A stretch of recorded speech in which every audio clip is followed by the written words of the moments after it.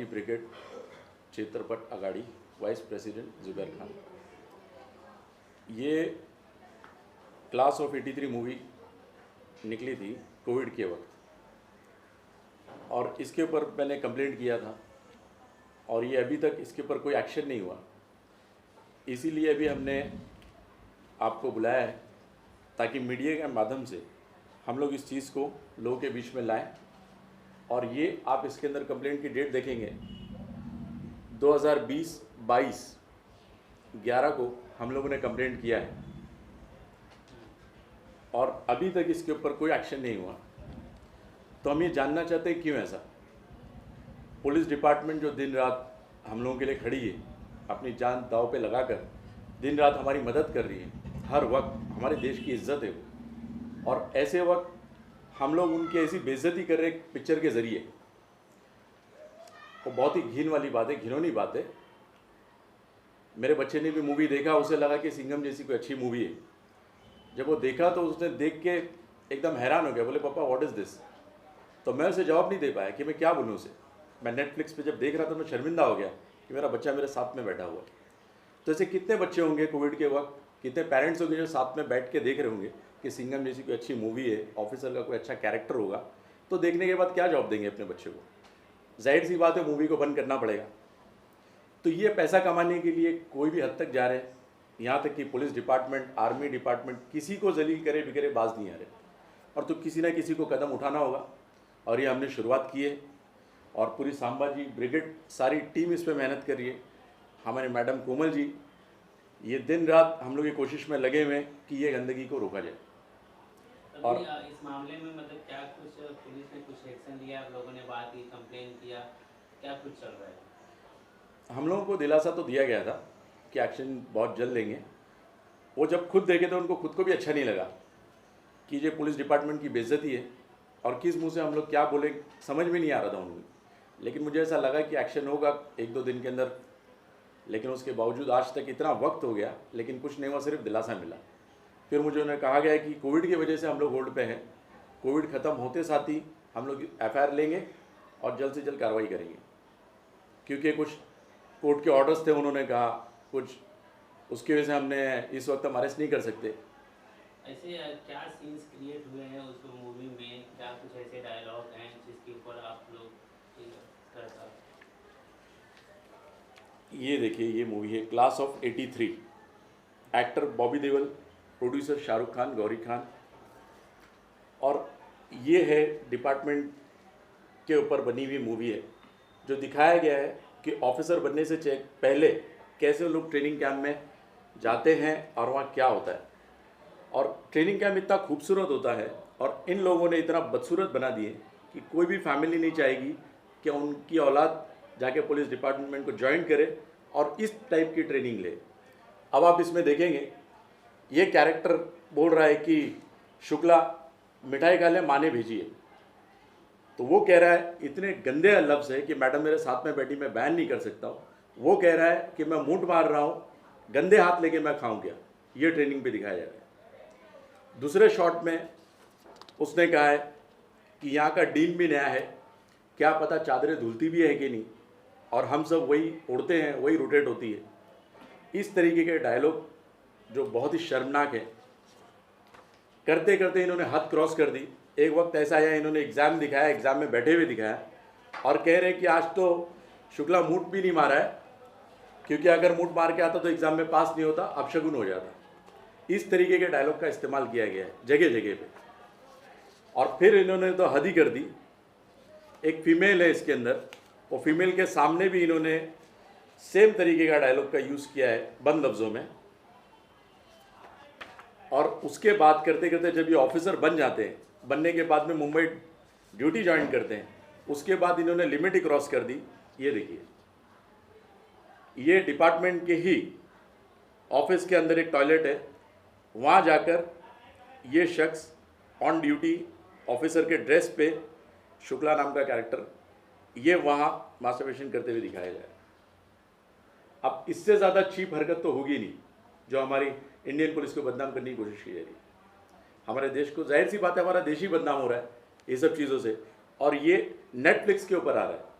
और नेटफ्लिक्स बहुत ही ऐसी चीज़ों को बहुत ही जल्दी ले लेता है और इंटरटेन करता है कि आओ और अपने देश की बदनामी करो।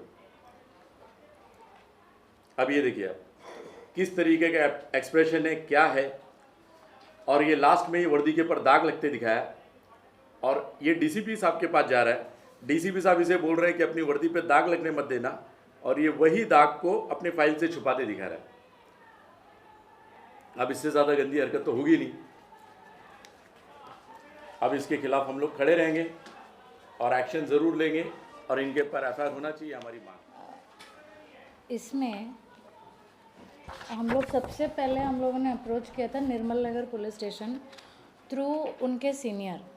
जब हम पहली बार गए तो हमारा ये था कि ये तो लीगल लॉ है कि अगर कोई जाता है कंप्लेंट करने तो आपको बाकी चीज़ें छोड़ के इवन इन्वेस्टिगेशन के लिए तो भी एफआईआर लेनी चाहिए थी, पर उन्होंने एफआईआर लेने से मना किया। उन्होंने ये बोला कि आप एक काम कीजिए, आप रिटन कंप्लेंट दीजिए। ये जो पिक्चर रिलीज़ हुई वो अगस्त में रिलीज़ हुई, और जैसे ही हमको पता चला कि यह ऑनलाइन प्लेटफॉर्म पे है, हमारा सबसे बड़ा थ्रेट यही था कि ये जितना सर्कुलेट होगा बदनामी उतनी होगी, इसलिए हमने तुरंत रिटर्न कंप्लेंट किया। उसके बाद में हम कोविड का सबसे बड़ा एक्सक्यूज़ था कि कोविड है, हाई कोर्ट के डायरेक्शंस भी थे कि कोई एडवर्स ये नहीं लेंगे, एक्शन नहीं लेंगे किसी के अगेंस्ट में, तो इसीलिए वो एक्सक्यूज़ पकड़ के पुलिस ने हमको बारंबार बोला कि हम कंप्लेंट करेंगे, हम उनको बुलाएंगे, नोटिस देंगे। मेरे पास में कोई भी डॉक्यूमेंटेड प्रूफ नहीं है कि उनको नोटिस दिया गया या फिर उनको इन्वेस्टिगेशन के लिए बुलाया गया। अगर पुलिस ने बुलाया भी है वर्बली तो सिर्फ कोई एक उनके ऑफिस का कोई इंसान उठ के आया है, एक नॉर्मल स्टेटमेंट देके चला गया, उसके अलावा कोई भी स्ट्रिक्ट एक्शन ली नहीं गई है, बल्कि ऑन ड्यूटी, ऑन यूनिफॉर्म, ये ऐसी चीज़ें दिखाई गई है जो टोटली ऑब्जेक्शनल है।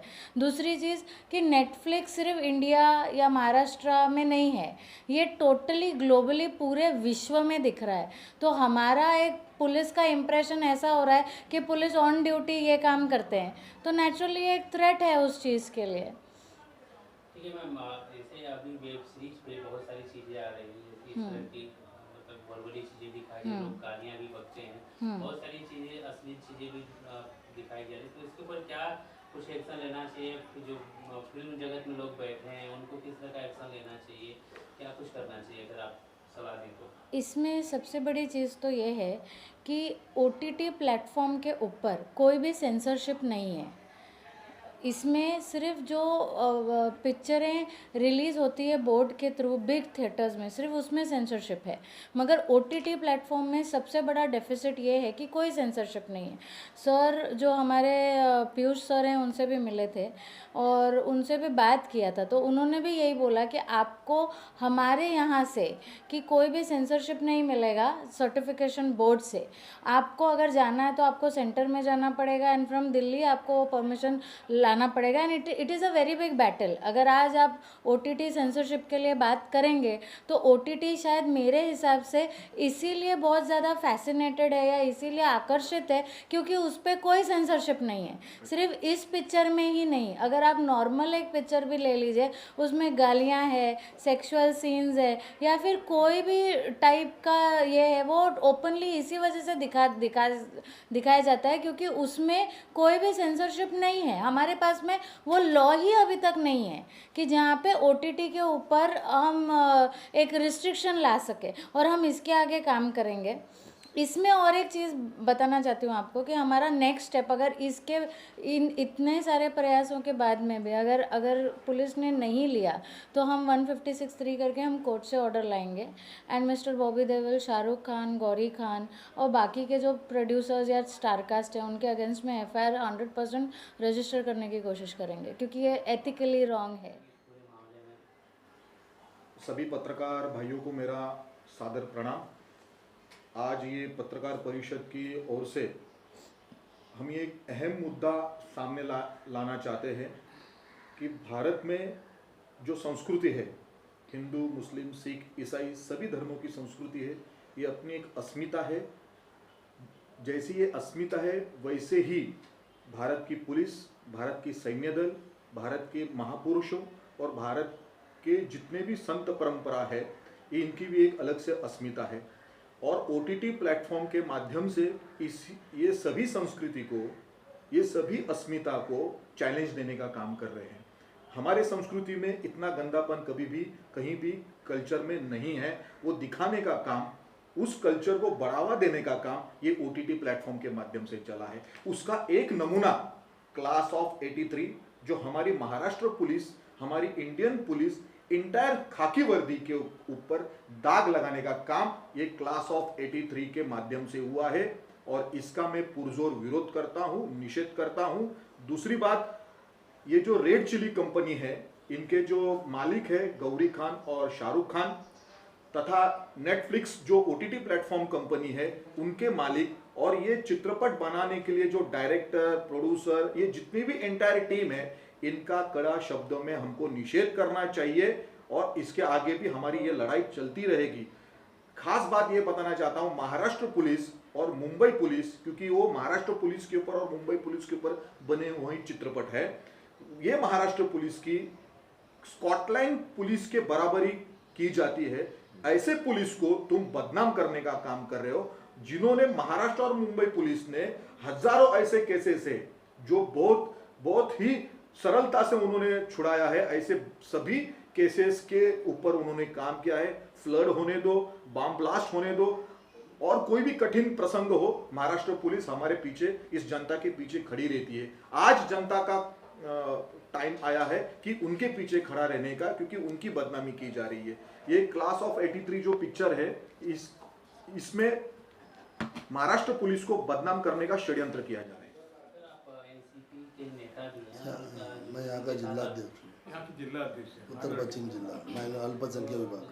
के साथ जुड़े उन्होंने एक मुद्दा उठाया है जो कि आपको भी पता है, तो क्या कुछ आप किस तरह सहयोग कर रहे हो, क्या कुछ आपका कहना है?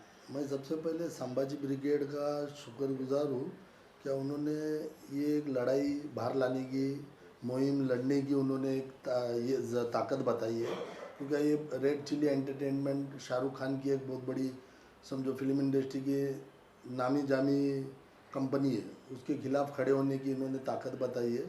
और जब जुबैर भाई ने मेरे को ये बताया कि ऐसा ऐसा पिक्चर आया है OTT प्लेटफॉर्म पे, तो ये बहुत निंदनीय है कि भाई ये बहुत गलत बात है। क्या ये ऐसी पिक्चर आनी नहीं चाहिए थी जो अपने इंडियन पुलिस, मुंबई पुलिस की अस्मिता को ख़राब करने की और उनको गलत तरीके से बताने की ये बहुत बड़ी साजिश रची है। और जब 2020 में इन्होंने अगर निर्मल नगर पुलिस स्टेशन में ये FIR के लिए गए थे, और उसके बाद पुलिस डिपार्टमेंट की भी ये क्या मजबूरी हो सकती है कि अपनी खुद की अगर अस्मिता को बचा नहीं सकते, तो ये बहुत गलत बात है। खुद ही ऊपर कमिश्नर लेवल, DCP लेवल पे बात करके, जैसे इन्होंने समझा है कि भाई वो 0 FIR के लिए हर पुलिस स्टेशन ही इसके लिए खड़ी होनी चाहिए कि भाई ये हमारी वर्दी के ऊपर बात है, हमारी अस्मिता, कल हमारे बच्चे क्या बोलेंगे। और ये ऐसे इतनी गंदी शॉट बताई हुई है पिक्चर में, क्या वो देखने के लायक भी नहीं है। कल को उन्होंने बरोबर बोले कि बच्चे लोग हमारे को क्वेश्चनेबल रहेगा कि बच्चे ये मुंबई पुलिस ऐसी है क्या। अगर कोई बच्चा का ड्रीम रहेगा मैं IPS बनूं और पुलिस भर्ती में जाऊं, तो ये मैं जा सकूंगा कि नहीं सकूंगा, ये ऐसे सब व्यवहार उधर होते। क्योंकि एक बच्चा जब एक पिक्चर देखता है तो ये नहीं सोचता है कि आगे जाके क्या है, उसके दिमाग में ये रहता है मुंबई पुलिस के ऊपर ऐसे बहुत से पिक्चर आए, पर ये जो इतनी गंदी शॉट डाला गया है कि ये घर पे क्या कहाँ भी देखने के लायक नहीं है। और कल को जैसे इन्होंने सर ने बोले क्या स्कॉटलैंड पुलिस नंबर 2 पे मुंबई पुलिस को गिना जाता है, जितने अनसॉल्व केसेस है, मतलब बॉम्ब ब्लास्ट के केसेस है, जो भी है बहुत मुंबई पुलिस ने सॉल्व करी है। तो उनका अस्मिता ऐसा ख़राब नहीं करना चाहिए। और इसकी लड़ाई मैं, मेरी टीम और हम लोग भी वरिष्ठ से ऊपर बात करेंगे कि हमको इनके साथ खड़े होने की और लड़ने की हमारे को इजाज़त मिले। और हम भी NCP के तमाम नेतागण और कार्यकर्ता इनके साथ कंधे से कंधे मिला के खड़े रह के ये लड़ाई लड़ने की इंशाल्लाह हम लोग साथ देने की कोशिश करेंगे। बात की है, क्या कुछ रिप्लाई आया अगर बात करें तो? अभी हम लोग गए थे सत्यनारायण साहब के पास में, वहाँ जाके हमने डिस्पैच की एविडेंस दिया हुआ है, और उन्होंने हमें कहा है कि मैं इस चीज़ की जांच करता हूँ और इंक्वायरी करेंगे जल्द से जल्द। आपका अगला कदम क्या होगा अगर इस पे केस पे को आप इतनी दिलचस्पी ले रहे हैं कि 3 साल से आप फॉलो करते जा रहे हैं, जबकि जी जो लोग को इस केस में आगे आके करना चाहिए, अगर वो अनफॉलो कर रहे हैं, आप फॉलो कर रहे हैं, तो आप आगे क्या स्टेप लेने वाले हैं? जी, हमारा तो फ़र्ज़ है, जब डिपार्टमेंट हमारे लिए अपनी जान को जान नहीं समझता और दिन रात हमारे लिए खड़े रहता है, आज कितनी भी मुश्किलें हो, हमें आज किसी की धमकी आती है, हम तुरंत पुलिस स्टेशन पहुंच जाते हैं कि सर ऐसा ऐसा है, हमें प्रोटेक्शन चाहिए। वो अपनी जान की परवाह करे बगैर अपने सीने पे गोली खाने के लिए तैयार हो जाते हैं। तो हमारा भी फ़र्ज़ है कि हम भी ये लड़ाई को लड़े, आखिर तक लड़े, और इंशाअल्लाह हम जीतेंगे भी, ये उम्मीद है। Thank you.